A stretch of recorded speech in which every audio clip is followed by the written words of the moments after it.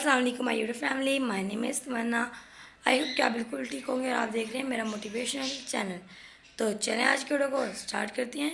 तो हमारा number 1 point आता है, ज़िंदगी में हमेशा अकेले चलना सीखो। अगर गिर जाओ तो फिर खुद उठ जाओ, अगर फिर गिर जाओ तो फिर खुद उठ जाओ, पर कभी भी दूसरों का सहारा ना लो। ज़िंदगी में अकेला चलना सीख लिया ना तो समझ आना ज़िंदगी की हर बात जीत तुम्हारी हुई। इससे ज़्यादा मजबूत इंसान इस दुनिया में कोई नहीं है। अपने बच्चों को भी सिखाओ, अपने बच्चों को भी सिखाओ। और जब तक बच्चे करेंगे नहीं तो उन्हें तकलीफ़ कैसे महसूस होगी और वो आपके बगैर इस बेदर्द दुनिया से कैसे जिएंगे अकेले में। तो इस बात का ये मतलब है, देखें आप लोग, कि मैं हमेशा अकेले चलो, किसी का सहारा लेकर ना चलो, क्योंकि सारे इंसान को बेसहारा कर देते हैं। ठीक है, ये बात भी आप लोगों को पता होगी। इसी चाहिए कि हमें कभी भी किसी का सहारा नहीं लेना चाहिए। अगर गिर जाओ ना तो फिर खुद उठ जाओ, अगर फिर गिर जाओ तो फिर उठ जाओ। एक एग्जाम्पल ले लें, एक बच्चे की एग्जाम्पल ले लें। जब वो चलना नया नया सीखता है, वो गिर जाता है, वो फिर उठता है, वो फिर गिर जाता है, वो फिर उठता है। फिर वो ऐसे एक टाइम आता है कि वो चलना सीख जाता है। उसी तरह आप लोग क्या करोगे, आप लोग किसी का सहारा ना लो लाइफ में, अकेले चलो। गिर जाओगे फिर उठो, ये नहीं कि हिम्मत हार जाओ, हार मान जाओ, नहीं। हार तो लाइफ में बिल्कुल माननी नहीं, नहीं समझो। हार लाइफ में कोई ऐसा लफ्ज़ बना ही नहीं, हार नाम की कोई चीज़ होती ही नहीं है। ऐसे जियो। और जिस दिन तुमने ये जीना सीख लिया ना, कहते हैं ना कि उस शख्स को गिराना आसान नहीं जिसने चलना ही ठोकरों से सीखा हो। इसीलिए तो ज़िंदगी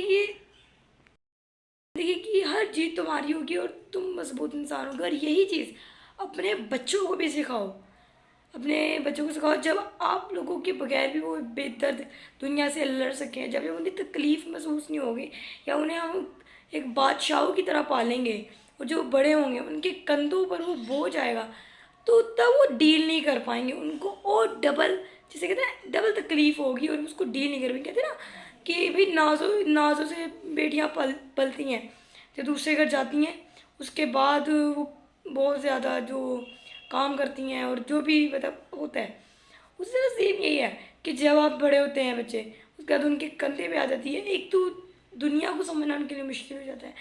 आप हो गए, हाँ आप डील करवा दोगे, जैसे ना जैसे करके डीलिंग कर दोगे, पर अगर वो अकेले हो, आपके बगैर उनको ज़िंदगी जीनी हो, तो उनके लिए तो बहुत टफ है ना, वो कैसे जिएंगे उस ज़िंदगी को। इसलिए हमें चाहिए कि हम अपने बच्चों को भी तकलीफ़ देना शुरू करेंगे तो तकलीफ़ को सहना भी शुरू करेंगे। आजकल के बच्चे हल्की सी तकलीफ़ नहीं होते, रोते हैं, ये करते हैं। अगर यही उसकी जगह तकलीफ़ को आप सहना सिखाओ, तो बड़े होकर उनको दिक्कत कम होगी। आगे बढ़ते हैं नंबर 2 की तरफ। वालिदैन बेटी को बेटा कह के तो पुकारते हैं, लेकिन बेटे को कभी ये भी बेटी कह के क्यों नहीं पुकारते? क्योंकि बेटियां ख़ास होती हैं, वक्त आने पर ना बेटे भी बन जाती हैं। बेटी का किरदार भी नहायत है। वो अपने वालिदैन के लिए आटे में अपने आंसू बहाती हैं, घर के बका के लिए शाना बशाना चलती हैं।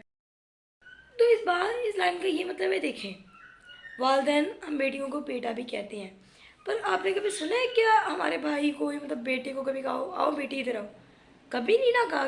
क्योंकि जो किरदार एक तरह के बेटी अदा कर सकती है ना, वो बेटे कभी भी अदा नहीं कर सकते। वो कैसे, ये भी आप लोग सोच रहे होंगे, ये भी मैं आपको बता रही हूँ कि देखें, बेटे बड़े होके जाते हैं, वो बड़े होके पूछते नहीं हैं। तो जब, या जिसका कोई, मैं क्या लो, भाई नहीं अल्लाह ने दिया होता, सिर्फ बेटियाँ ही बेटियाँ जो होती हैं, बेटे नहीं होते हैं, वो कि वो इतनी वो ख़ास होती हैं, क्योंकि वो अपने वालिदैन, वो जब एक टाइम आता है ना मुश्किल टाइम, उसमें बेटा बन के भी दिखा देती हैं।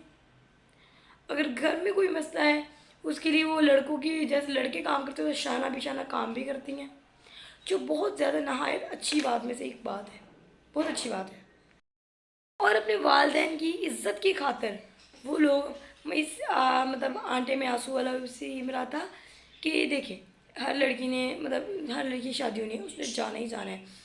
तो जब उसने, क्योंकि वो अपने वालिदैन के घर एक नाज़ू से पाली जाती है, परियों की तरह पाली जाती है। जब उनके घर जाके वो इतना काम जो उसने अपने उस घर में रह के नहीं किया होता, उस घर में जाके करती है, तो आंसू तो देखो आते हैं, आटा गूंथती हैं, सफाई करती हैं, अपने उस घर की कह लो एक तरह की बहुत खिदमत करती है।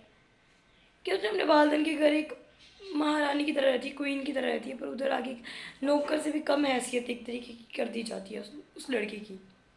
आगे बढ़ते हैं नंबर 3 की तरफ। ज़िंदगी इस कच्ची पेंसिल की तरह है जो हर रोज़ छोटी होती जाती है। तो इस बात का ये मतलब है, देखें अब एक पेंसिल है, हम एक लेड पेंसिल लेते हैं, क्या उसको हम क्या वो एक ही साइज़ की रहती है? अगर हम इतनी साइज़ की लिए, वो इतनी साइज़ की तो नहीं रहेगी। वो रोज़ हम शॉप करेंगे, इतनी इतनी इतनी इतनी थोड़ी होती जाती है जो लेड पेंसिल होती है।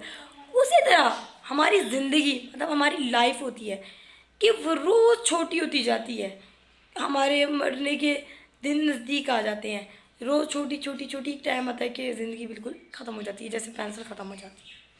आज की वीडियो को मैं यहीं एंड करी। आई होप कि आज की वीडियो लाइक करें, चैनल को सब्सक्राइब कर लें ताकि मेरी ऐसे अच्छी अच्छी मोटिवेशनल आप तक जरूर पहुंच सके। मिलती हूँ नेक्स्ट मोटिवेशन वीडियो में, तब तक के लिए अल्लाह हाफिज़। Thanks for watching my motivation video. Please take care.